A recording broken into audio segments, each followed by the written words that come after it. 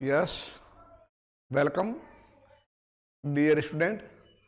दो छर वाले रेखिक समीकरण युग्म, इन प्रश्नों को हल करते समय हमने ये देखा दो छर राशि वाले रेखिक समीकरण युग्म में हमने इनको जो हल किया है यानी x और y का मान निकाला है, वो किसके माध्यम से निकाला मालूम है आपको? वो हमने मान निकाला है ग्राफ विधि से। कौन सी विधि से? ग्राफ विधि से। अब इनको हल करने की एक विधि है हमारे पास में, जो कौन सी विधि है बच्चों? वो आ रही प्रतिस्थापन विधि। कौन सी?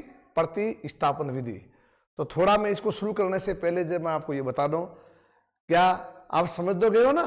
दो छर राशि वाले रेखिक समीकरण युग्मों को हल करने के लिए हमारे पास में दो विधियां है। एक विधि तो है ग्राफ विधि और दूसरी है बीजगणित विधि। उसमें पहली आती है प्रतिस्थापन विधि।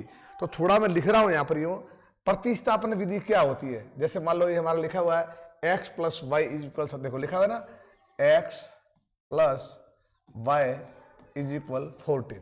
ओके, इसको आप समीकरण नंबर पहला मान लो। और ये जो लिखा हुआ है x माइनस वाई बराबर 4, इसको मानो समीकरण दूसरा। मान लिया। अब हमें x का मान निकालना है, y का मान। इससे पहले हमने कहां से की थी? ग्राफ विधि से। हमें ग्राफ विधि से नहीं करना है, तो हम कैसे करेंगे? पहली इसकी विधि है जो बीजगणित से हल करेंगे, तो उसमें आपको प्रतिस्थापन। अब प्रतिस्थापन विधि क्या होता है? आप दोनों समीकरणों में से किसी एक छर का मान निकालो, बोले x का निकालो या y का, जो आपको सरल लगे वो, और उस मान को दूसरे समीकरण में प्रतिस्थापित कर दो। यूं कैसे? जैसे मान लो लिखा हुआ है कि बिकॉज x प्लस वाई बराबर 14। समझ रहे हो ना? मैंने यहां से x का मान लिया, तो बेटा कितना आया? 14 माइनस वाई। अब हमारा क्या है? प्रतिस्थापन है ना। तो प्रतिस्थापन पुटअप मान करेंगे। किसका मान? x का मान। कहां रखेंगे? दो में। तो मैंने लिखा x का मान समीकरण दो में रखने पर। अब ध्यान दो, दो में कैसे रखते हैं पहले देख लो आप। दो क्या लिखा हुआ है? x माइनस वाई बराबर 4।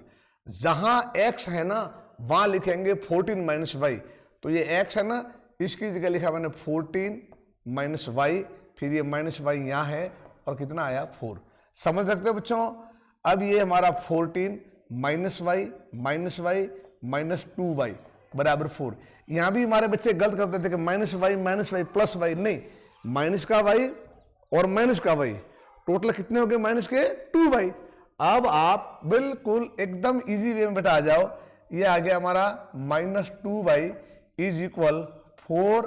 14 को इधर लेके आओ, minus 14 minus 2y minus 10, minus से माइनस कटा 10 आए, और हम लिखेंगे y बराबर 10/2 और कितना आया? 5।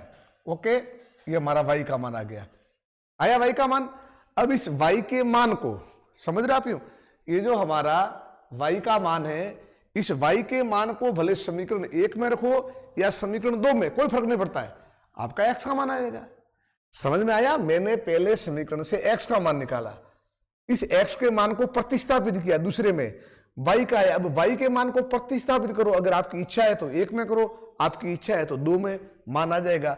तो मैंने क्या लिखा? देखो मैंने यहां लिखा, क्या लिखा?